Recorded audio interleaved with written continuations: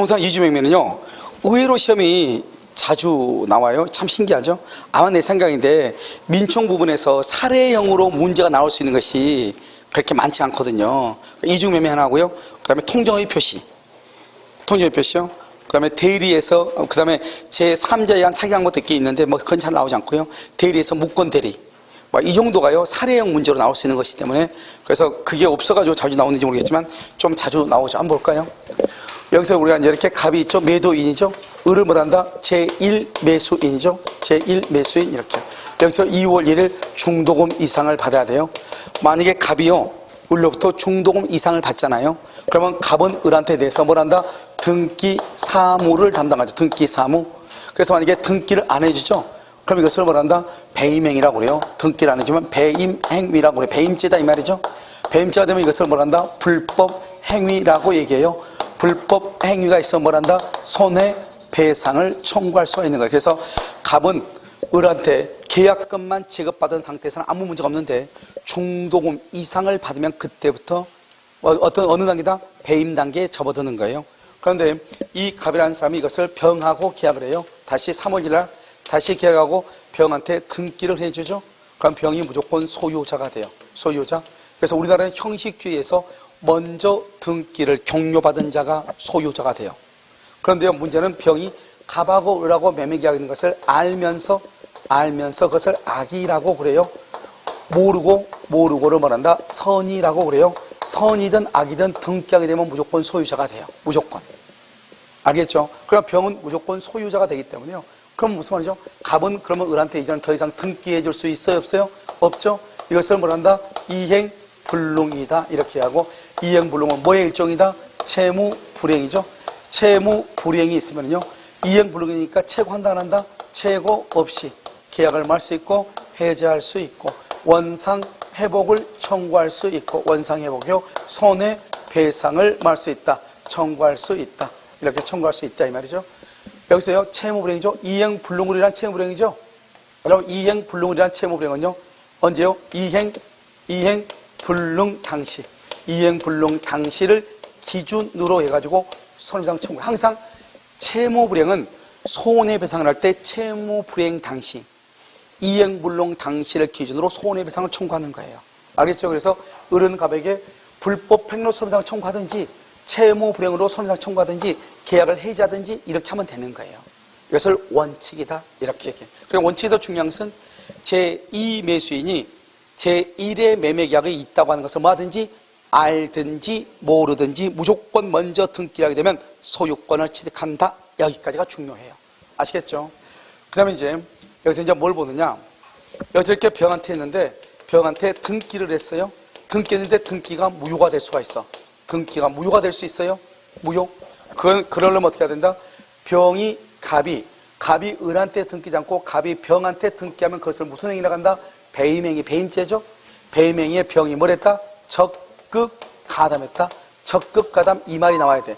적극가담은 갑하고 을하고 매매 계약이 있다고 하는 것을 알면서 매도를 요청하고 뭐 했다? 유도해서 계약을 체결했다 이 말이죠. 적극가담. 그래서 알면서 매도를 요청하고 유도했다 이 말. 유도. 이것을 적극가담이다. 요청하고 유도했단 말이 무슨 말이죠? 이 병이 갑을요 기망을 했다 이 말이죠. 기망을 했다. 요청을 했다는 말이 무슨 말이에요? 두 사람이 통모를 했다 이 말이에요. 통모를 했다. 그러니까 통모다 기망이란 말이 있어도 적극가담이 돼. 그러니까 적극가담의 말이 없이 제2 매수인이 매도인과 통모했다 이런 말이 나와. 그래도 뭐다? 적극가담이다 이런 말이죠. 적극가담이면 유효이다 무효이다? 무효이다. 이 무효는 103조 위반으로서 무효가 돼. 103조 위반으로 무효니까 무슨 무효다? 절대적 무효이죠. 누구한테도 대항할 수 있다? 선의의 제3자. 선의의 제3자 보호한대죠. 선의의 제3자도 대항할 수 있다. 병이 정한테 처분하죠.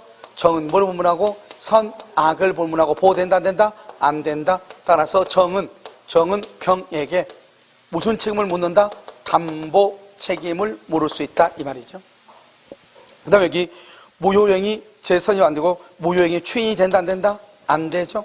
그래서 갑은 병 앞으로 되어 있는 등기에 추인을 할 수 있다 없다? 없다. 103조 위반으로 무효니까 746조 불법 원인급여죠. 반환을 청구할 수가 있다 없다? 없다. 갑은 병 앞으로 되어 있는 등기의 말소를 청구할 수 없다 이 말이죠. 몇 조 위반이니까? 103조 위반이니까 갑은 병 앞으로 되어 있는 등기의 말소를 청구할 수 없다 이 말이죠. 제3자는 선악불문하고 보호가 안 된다 이런 말이죠. 아주 중요하죠. 그런데요, 이 갑은 을한테 배임행위, 불법행위를 했죠. 병도 갑의 배임행위에 적극적으로 가담해서 공범이잖아, 공범. 그러니까 어떻게 한다? 이 을은 병한테 어떻게 청구할 수 있다? 직접 뭐를 청구한다? 손해배상. 직접 손해배상을 말할 수 있다? 청구할 수 있다. 직접 배입 적극 가담했으니까. 그래서 지금 현재 제1 매수인은 현재 소유자다 아니다? 소유자가 아니죠. 여기서 이제 문제가 생긴다. 소유자가 아니니까 을은 병의 등기, 병을 상대로 직접 등기를 말소 청구 된다 안 된다? 안 된다. 직접 안 된다? 직접 자기 앞으로 이전 등기 된다 안 된다? 안 된다. 직접 안 된다. 갑을 뭘 해서? 갑을 대위해서 말소를 청구한다. 대위해서 직접 안 된다. 대위해서. 그 다음에 을은 현재 소유자다 아니다? 아니다. 소유자가 아니니까 진정명의회복, 진정명의회복을 원인으로 한 소유권 이전 등기가 된다 안 된다? 안 된다. 진정명의회복을 원인으로 하는 소유권 이전 등기를 하기 위해서는 반드시 뭐가 돼야 돼? 소유자가 돼야 되는데 소유자다 아니다? 아니다. 진정명의 된다 안 된다? 안 된다. 갑을 뭘 해서? 대위해서 한다. 직접 된다 안 된다? 안 된다. 그 다음에 여기서는 딱 하나 빠졌죠? 채권자 취소권을 행사할 수 있다 없다? 채권자 취소권을 행사할 수 있어 없어? 없다. 그래서 채권자 취소권 우리 아까 했었죠? 첫 시간에 4대 요건이 있다. 첫 번째, 반드시 재판상으로만 해결한다. 그 다음에 이중 예매매, 이중 양도에서는 채권자 취소권이 나와 안 나와? 안 나온다. 통정 허위 표시에서는 채권자 취소권을 행사할 수 있다. 채권자 취소권 행사로 법정지상권, 관습상 법정지상권이 성립한다 안 한다? 안 한다. 이 네 가지를 정확하게 암기를 해야 돼. 무슨 말인지 알겠죠? 그 다음에 우리가 여기는 이중 매매임에도 불구하고요, 이런 말을 하면 안 돼.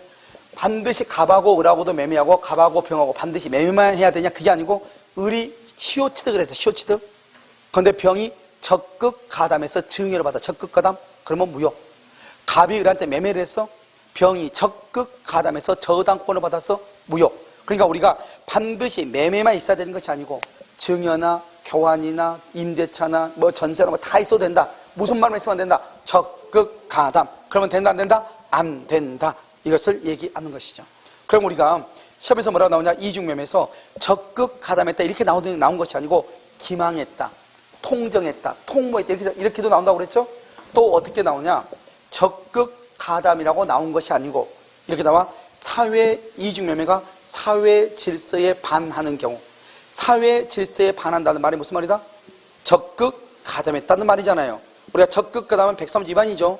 그러니까 이중매매가 선량한 풍속 기타 사회 질서에 위반된다. 그 말은 이중매매가 적극 가담했다 이런 뜻이에요. 무슨 말인지 아시겠죠? 그러면 그것은 유효이다 무효이다? 무효이다 이 말이죠. 이것을 이중매매라고 얘기하는 것이에요. 무슨 말인지 아시겠죠? 그래서 잠깐 쉬었다가요 다시 하도록 그렇게 하겠습니다.